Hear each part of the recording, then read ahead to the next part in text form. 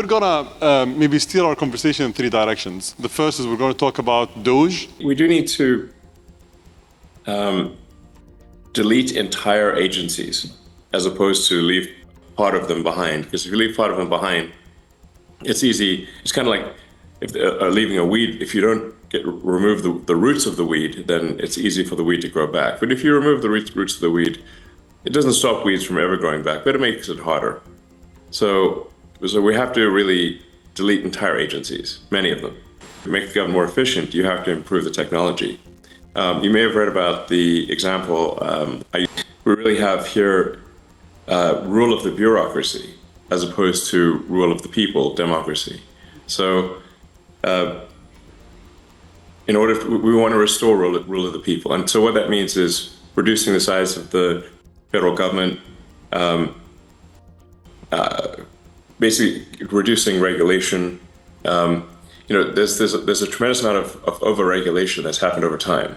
And this is an inevitable consequence of a long period of prosperity, is that you're going to get more and more rules and regulations, more laws accumulate over time.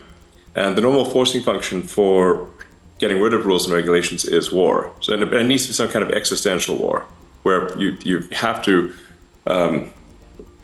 do a reset in order to avoid being defeated in a war. This is literally throughout history, it's been the main forcing function for clearing out an accumulation of laws and regulation. In the absence of that, every year you get more laws and regulations until eventually everything is illegal and nothing is permitted. Official uniform.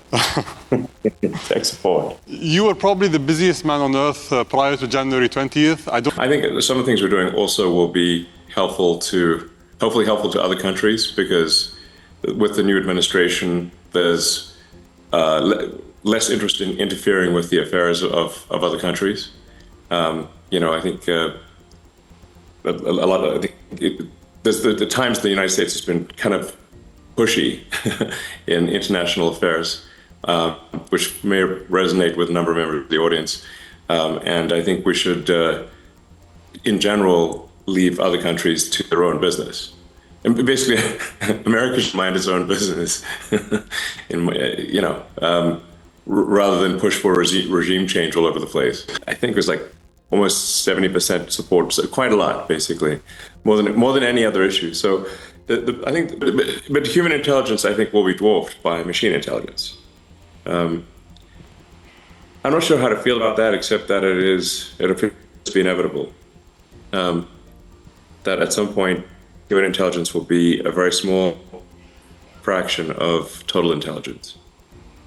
Digital intelligence will be more than 99% of all intelligence in the future. Join the first trip and the first pod when the pod is completed. Thank you, Elon. All right, thank you very much.